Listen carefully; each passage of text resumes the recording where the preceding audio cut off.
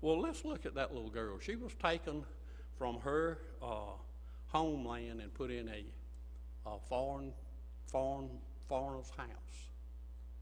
Did she have an attitude? I don't think so. She allowed God to use her where she was. The Bible does not even mention her name, what her name was. But I can assure you that girl is with the Lord in heaven now. She had faith, and we see that even though she was in that situation, even though she was in a land that was had no worship of God whatsoever, she remembered. And she remembered there was a man named Elijah. There was a prophet. That man had contact with God. God was still working. You know, I find it amazing.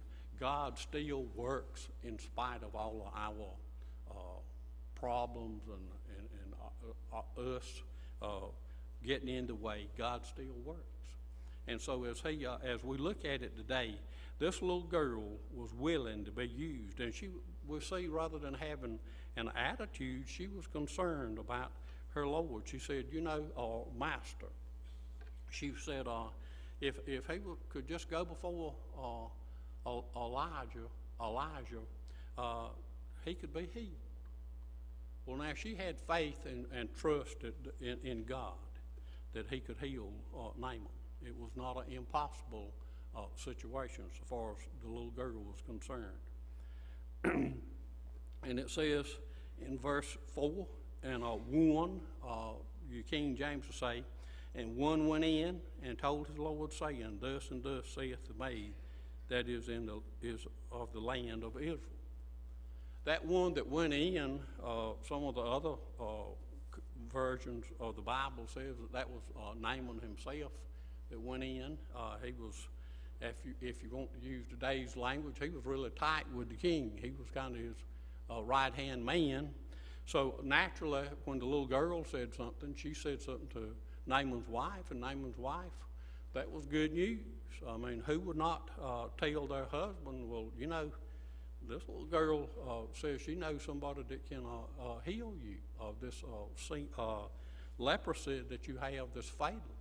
So he went to the king.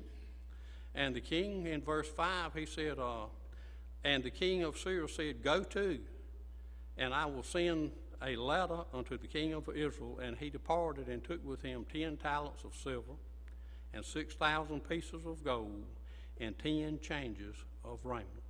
So he went to the king, and the king told him, said, okay, yeah, that's good. You are my right-hand man. I want you to be healthy, and I'll send you to that king. Yeah, that little girl said that you could be healed, and I'm going to send you, so here.